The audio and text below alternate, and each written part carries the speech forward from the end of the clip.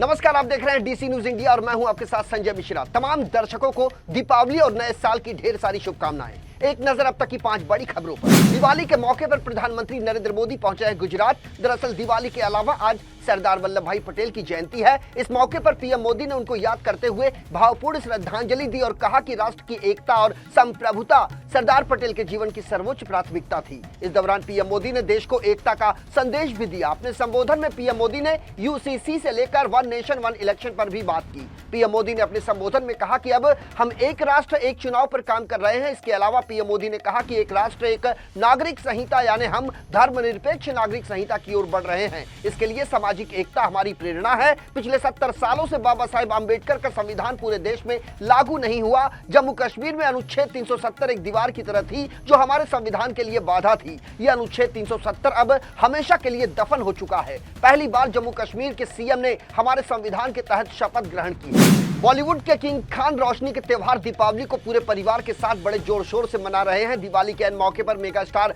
शाहरुख खान के मुंबई स्थित मन्नत बंगले को खूबसूरती से सजाया गया है। सोशल मीडिया हैंडल पर पोस्ट किए गए एक वीडियो में शाहरुख खान के घर की झलक दिखाई गई है जिसे दिवाली जैसा मेकओवर दिया गया है। मुंबई के उनके बड़े घर में खूबसूरत लाइटें लगाई गई हैं और पूरा मन्नत जगमगा उठा है। दरअसल हर किसी की तरह शाहरुख खान भी हर साल दीपावली मनाते हैं, लेकिन हो सकता है कि तैयारी सितारों से सजी शाम के लिए भी हो जिसे शाहरुख खान कथित तौर पर अपने 59वें जन्मदिन पर होस्ट करने वाले हैं। मीडिया रिपोर्ट के मुताबिक शाहरुख इस साल 2 नवंबर को एक भव्य समारोह की मेजबानी करेंगे। यही बताया गया है कि शाहरुख खान ने अपने जन्मदिन पर अपनी पत्नी गौरी खान के साथ शाम के लिए करीब 250 मेहमानों को न्योता दिया है। भारत में आज दीपावली की धूम है। लोग बड़े ही धूमधाम और श्रद्धा भाव से दीपावली मना रहे हैं। अमेरिका समेत कई देशों में भी जश्न के साथ दीपावली मनाई जा रही है। अमेरिका में तो दीपावली के मौके पर स्कूलों की छुट्टियां घोषित की गई है। अमेरिकी राष्ट्रपति जो बाइडेन के व्हाइट हाउस में भी दीपावली का जश्न है, लेकिन कनाडा है कि दीपावली को भी डिप्लोमेसी में घसीट रहा है। दीपावली पर कनाडा में जो कुछ भी हो रहा है उससे साफ ये लग रहा है कि खालिस्तानियों के प्रेम में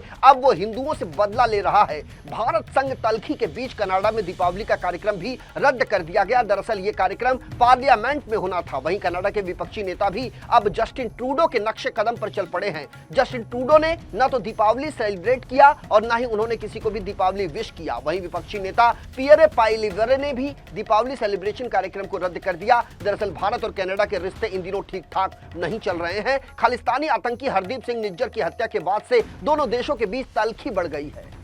स्पेन के पूर्वी व दक्षिणी हिस्सों में मंगलवार को मूसलाधार बारिश से अचानक बाढ़ आ गई। इसमें कई वाहन बह गए। वहीं बाढ़ की वजह से एक मालगाड़ी बेपटरी हो गई और रेल लाइन व राजमार्ग पर आवागमन पूरी तरह से बाधित हो गया। गांव की गलियां नदियों में तब्दील हो गई। बाढ़ में कम से कम 95 लोगों के मारे जाने की खबर सामने आ रही है। राष्ट्रीय मौसम सेवा ने देश में बृहस्पतिवार तक तूफान का असर बरकरार रहने का पूर्वानुमान लगाया है। पूर्वी वेलेंसिया की आपात सेवा ने बुधवार को 51 लोगों के मारे जाने की पुष्टि की है। अचानक आई बाढ़ ने दक्षिण में मलागा प्रांत से लेकर पूर्व में वेलेंसिया तक तबाही मचाकर रख दी है। निचले इलाकों में स्थित मकानों में कई फुट पानी भर गया। पुलिस व बचाव सेवाओं ने लोगों को घरों व कारों से बाहर निकालने के लिए हेलीकॉप्टर का इस्तेमाल किया। बाढ़ से तबाह हुए इलाके में स्पेन के आपात कार्यबल के 1000 से अधिक जवानों को तैनात किया गया। स्पेन की केंद्र सरकार ने बचाव प्रयासों में मदद के लिए आपात समिति गठित की है। यूपी में नौकरी के नाम पर विदेश जाने वाले ढेर सारे युवक ऐसे हैं जो विदेश जाने के बाद अपने घर नहीं लौट पाए। दरअसल उत्तर प्रदेश के 2946 लोग विजिटर्स वीजा पर विदेश जाने के बाद वापस नहीं लौटे हैं। इनमें लखनऊ के 106 लोग शामिल हैं।